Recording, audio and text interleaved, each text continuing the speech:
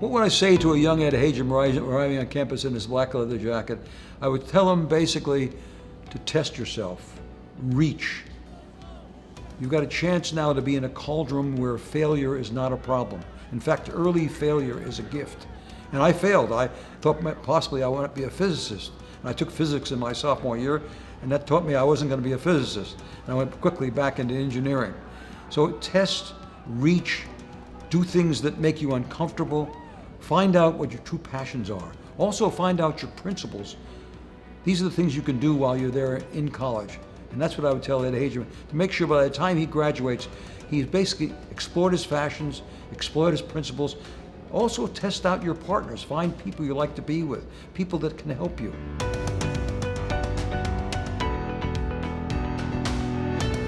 In my junior year taking organic and physical chemistry, I put 30 people together to create a magazine called UGH, U-G-H, Undergraduate Humor. And everybody was against it, the president, the provost, the head librarian. And we went at this thing selling advertising to the local people.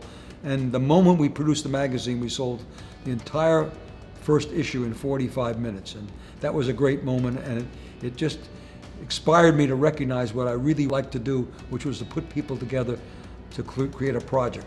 And that's another thing, I guess, I would tell a young Hajim, that basically at college you can do things that people tell you can't be done. And they told us this couldn't be done, and we got it done. The second one was two partners and I did an experiment in our senior year and entered it into the National AICHE contest for projects. And we came in second in the United States. And the two of us working together, again, proved to me that how important partners were, because each one of us did very different things, and it took all three of us to make the thing work.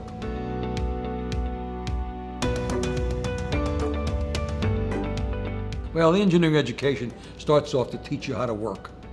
I mean, it's hard, but you get through it. It teaches you how to think. And in many respects, it gives you one of the secrets of education, which is what I call the four-part principle of engineering.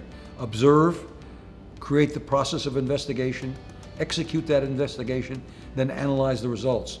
If they come out the way you got, you have a solution. If you don't, start over again. And engineering gives you that. It also gives you, as I said, so much the idea that you can try things out, fail, pick yourself up, and start over again.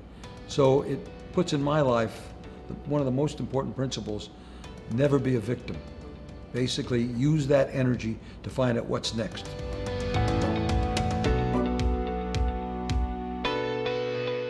In many respects, finance and engineering are the same. Engineering is trying to find out how to do it better. You know, what's wrong with it? What is it?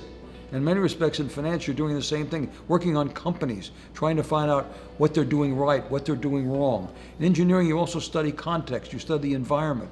And every company I went to when I was a finance person, I'd always ask them about their environment. What was the surroundings of their experience? Where were they trying to go? And in engineering, you do the same thing. Engineering basically teaches you a lot about finance, and you find out also there's a great number of technical aspects of the finance business which you get into, which engineering puts you in good shape for. But in many respects, the idea of just observing and trying to understand something and getting the elements which make it work basically is what engineering teaches you. That's exactly the elements in finance.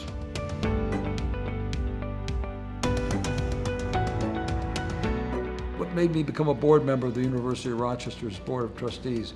I didn't really have much of an interest in it. President O'Brien basically came to my office a number of times, but the last time he came, he said, "I'm sitting here until you become a trustee and run our endowment." My basic business at Lehman Brothers was I ran institutional money. I ran endowments. I was involved in a hospital endowment, and he said, "You've got to come and run our endowment." And he said, "I'll make you a trustee and chairman of the investment committee. You don't have to go through any other process. You have to come to the university," and he convinced me to come. And I also thought at that point in time, I should start to make a contribution to my alma mater, which was my first true home.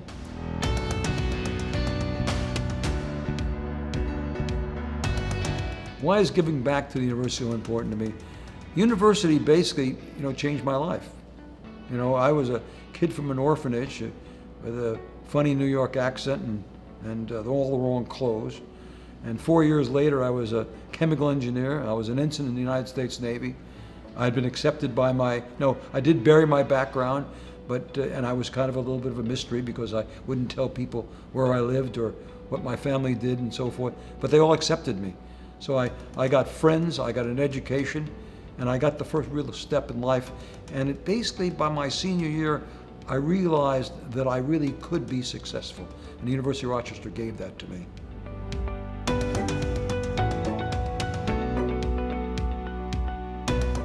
I've used something called the yellow pad, which is not the iPad, it's my me pad.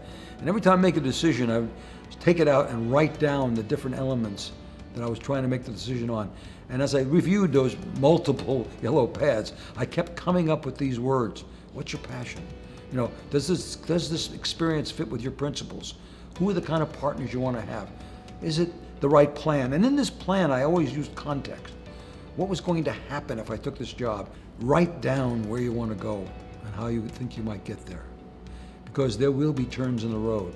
And the way to handle a turn in the road is to have your plan written down. The turn in the road can become the end of the road if you're not careful. So writing down where you want to go and how you think you might get there, but also keeping a very sharp eye on what I call context or environment. What's going to happen in your lifetime? Think of the differences in people's lifetime based on the period of history they lived in. The last 40 years have been fantastic.